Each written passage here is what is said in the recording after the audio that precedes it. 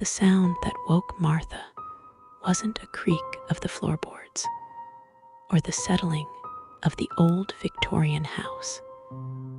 It was a low, guttural sob that seemed to vibrate through the very walls. It was 3:14 in the morning, the kind of dead hour where the silence in the Virginia suburbs feels heavy, like a wet wool blanket. Martha, 72 and sharp as a tack despite the arthritis in her knees, sat up in bed, her heart hammering against her ribs. She grabbed her robe, pulling it tight against the November chill, and moved toward the hallway. The sound came again, a desperate, jagged intake of breath, followed by a voice she recognized, but barely knew anymore. It was Thomas, her son-in-law. "I'm begging you," he whispered, the words drifting up the stairs from the mudroom. "I'll have the rest by Friday. Just don't call the house. Don't you dare call my wife." Martha froze at the top of the landing, her hand gripping the banister. A cold knot formed in her stomach. Thomas was a man of oak and iron, a 50-year-old construction foreman who prided himself on stoicism. The kind of man who would walk off a broken toe without a grimace. To hear him begging, his voice cracking with a terror she had never witnessed in 20 years of marriage to her daughter, Sarah, was like seeing a mountain crumble. Was it a woman? That was the first poison that seeped into Martha's mind. Was he being blackmailed? She strained to hear more, but there was only the sound of a heavy boot hitting a locker, followed by the click of the back door latch. He was leaving. Again. This wasn't the first time. For the past month, Martha had noticed the shadows deepening under Thomas's eyes, turning the skin the color of an old bruise. He had lost weight, his work shirts hanging loosely off his broad shoulders, and his appetite, once legendary, had vanished. Sarah, bless her heart, was too distracted to notice the severity of it. She was pulling double shifts at the hospital, trying to save up for their son Leo's first year of college in the fall. The house was a carousel of exhaustion, everyone spinning in their own orbits. But Martha watched. She saw the tremors in Thomas's hands when he drank his morning coffee. She saw the way he winced when he thought no one was looking, rubbing his left arm as if trying to massage away a deep, dull ache. The next morning, the kitchen was filled with the deceptive cheer of routine. Sunlight streamed through the bay window, illuminating the dust motes dancing in the air. Sarah was rushing to pack a lunch, her scrubs bright blue against the gray morning light. Leo was slumped over a bowl of oatmeal, headphones on. And there was Thomas, staring into his black coffee as if it held the secrets of the universe. He looked gray, a sheen of clammy sweat on his forehead, despite the heater rattling in the corner.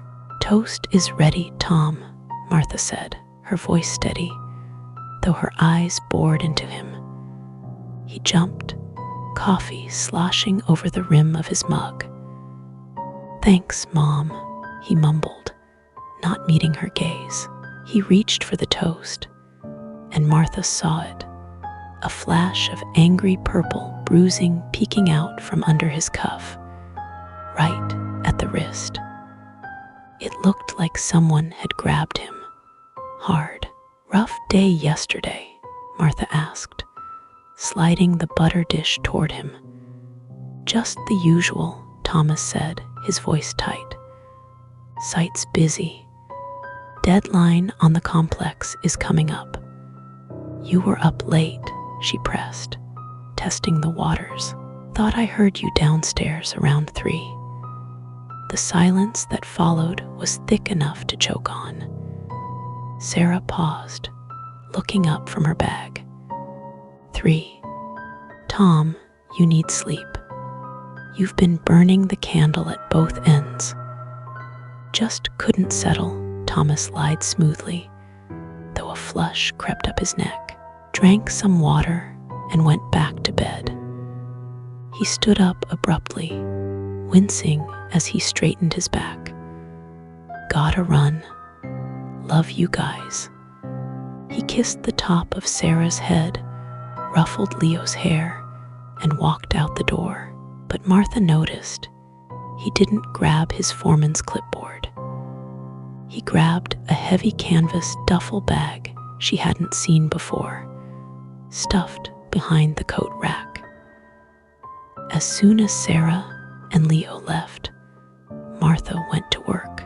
She wasn't a snoop by nature, but she was a mother, and her instincts were screaming that her family was walking the edge of a cliff. She started in the study, where Thomas kept the household files. Everything looked meticulous on the surface: bills paid, taxes filed. But when she opened the bottom drawer, usually reserved for old manuals, she found a stack of envelopes bound by a rubber band. They weren't from the utility company. They were letters from a collection agency in Chicago. And beneath those, a frighteningly official-looking notice from a private lender named Apex Capital. Martha sat in the leather desk chair, her hands trembling as she read. The numbers made her head spin. A second mortgage taken out 6 months ago. A high-interest personal loan. All told, they were nearly $200,000 in debt, with a balloon payment due in 3 days. If it wasn't paid, the house, the home Sarah had grown up in, the home Thomas had sworn to protect, would be foreclosed upon. "Oh, Thomas," she whispered, the papers crinkling in her grip. "What have you done?" But the money wasn't the only mystery. Where had it gone? And why was he sneaking out at 3 a.m.? The bruising on his wrist flashed in her mind. A terrible thought occurred to her. Was he gambling? Or worse, had he borrowed money from people who didn't use lawyers to collect debts?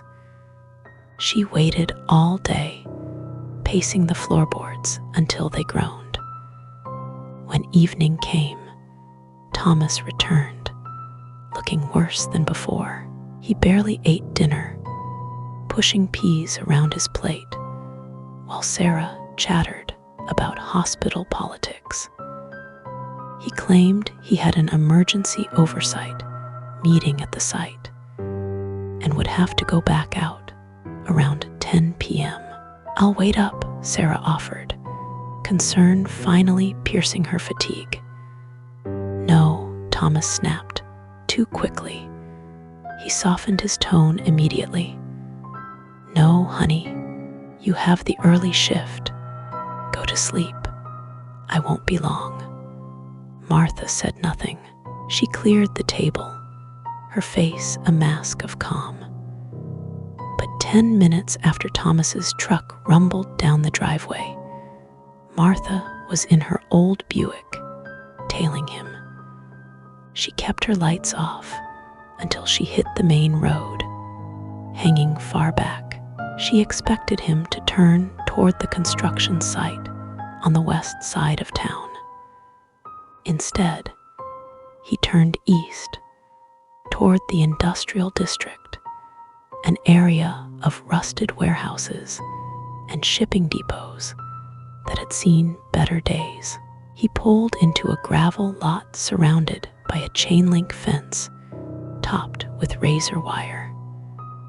A sign hung askew on the gate, Miller's Scrap and Salvage. It was a graveyard for metal, dangerous and dark. Martha parked her car behind a line of dumpsters and watched. She saw Thomas get out of his truck. He didn't put on a hard hat. He stripped off his jacket, revealing a stained undershirt, and wrapped his hands in thick tape. A large man, built like a vending machine, came out of a trailer and pointed toward a massive pile of jagged steel beams and decommissioned machinery. Martha gasped. Thomas wasn't gambling. He wasn't having an affair. He was working an illegal ghost shift. Brutal, off-the-books manual labor usually reserved for desperate men half his age. He was moving scrap metal by hand, loading unsupported crushers in the dark to bypass safety regulations, likely for cash under the table. It was suicide work. One slip and a beam could crush him. And with his heart, she watched for an hour, tears blurring her vision. She saw her son-in-law, the man who wore suits to church and carved pumpkins with Leo, heaving rusted iron until he collapsed against a loader, clutching his chest. He took a pill from a small bottle, swallowed it dry, and went back to lifting. He was killing himself, quite literally killing himself dollar by dollar, to fix a mistake she didn't yet understand. Martha couldn't watch anymore. She didn't confront him there. The shame would have destroyed him in front of those men. She drove home, her heart breaking for his stubborn, stupid pride. When Thomas stumbled through the back door at 4 a.m., Martha was sitting at the kitchen table. The lights were off, save for the small lamp over the stove. The foreclosure notices were spread out on the placemat in front of her.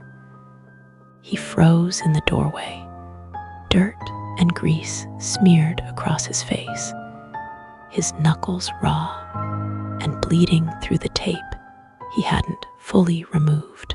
He looked at the papers, then at Martha, and the fight went out of him. He slumped against the doorframe, sliding down until he hit the floor, burying his face in his grime-stained hands. "I fixed it," he sobbed, the sound raw and broken. "I tried to fix it, Martha. It was a sure thing, an investment for Leo's tuition, a tech startup. It was a scam. All of it. The savings, the equity, gone in a week." Martha didn't yell. She didn't scold. She got up, filled a glass of water, and knelt beside him on the linoleum. "And the loans, I tried to make it back," he whispered. "I borrowed to cover the loss before Sarah found out. I thought I could trade my way out. But the interest, it eats you alive. They said they'd take the house. I couldn't let them take Sarah's house. So you decided to let them take your life instead?" Martha asked, her voice trembling with restrained emotion. "I watched you tonight, Thomas, at the scrapyard. I saw you take that pill. Is it your heart?" He nodded slowly. "Angina. Started 3 months ago. I can't afford the meds and the loan payments. I pick one. "You foolish, foolish man," Martha said, but she pulled his head onto her shoulder, ignoring the grease staining her robe. "You think Sarah wants a house more than a husband. You think Leo wants a college degree paid for by his father's funeral insurance." "I failed," he choked out. "A man provides. I failed. A man protects," Martha corrected him sharply. "And you are leaving them vulnerable to a widow's grief. That is not protection. That is vanity." She stood up, her knees popping, and offered him a hand. "Get up. You're done. You're done at the yard. You're done with the secrets." "I can't," he panicked, his eyes wild. "The balloon payment. It's due Friday." "If I don't get up," she commanded, using the voice that had raised 3 children. He struggled to his feet, swaying. "We will figure this out. But first, you are going to the hospital." "No hospital," he wheezed, clutching his chest again. "Can't afford." The protest died in his throat. His face went an ashen gray. His eyes rolled back, and he crumpled forward. Martha caught him, her frail frame buckling under his weight, guiding him as best she could to the floor. "Sarah," Martha screamed, a sound that tore through the sleeping house. "Sarah, help." The next few hours were a blur of siren lights and the sterile smell of the emergency room. Martha sat in the waiting area, holding a bewildered Leo's hand, while Sarah was behind the double doors, not as a nurse this time, but as a terrified wife. The sunrise that morning wasn't beautiful. It was harsh and exposing. When the doctor finally came out, he looked exhausted. "He's stable," he told them. It was a minor heart attack brought on by extreme physical stress and exhaustion. But Mrs. Cooper, his tox screen showed dangerous levels of stimulants, caffeine pills, adrenaline boosters. He's been running his heart like a race car engine with no oil. If he hadn't come in today, he wouldn't have made it to the weekend. Sarah walked into the waiting room, her face pale, holding the plastic bag of Thomas's personal effects. She looked at Martha, her eyes red. "He told me," she whispered. "He woke up for a minute and told me everything. The money, the scam, the job." Martha stood up, bracing herself for the anger. "Sarah, he was trying to. He was trying to protect us," Sarah said, her voice cracking. "But he almost left us. He bet our lives against his pride." She collapsed into a chair, putting her head in her hands. "We're going to lose the house, Mom. He says it's gone." Martha looked at her daughter, then at her grandson. She reached into her purse and pulled out a velvet pouch she had carried with her for 40 years. Inside was a heavy, emerald-cut diamond ring, her grandmother's, and the deed to a small plot of undeveloped land in Kentucky she had inherited and forgotten about. "We aren't losing anything," Martha said firmly, "except maybe that truck he loves so much." Sarah looked up.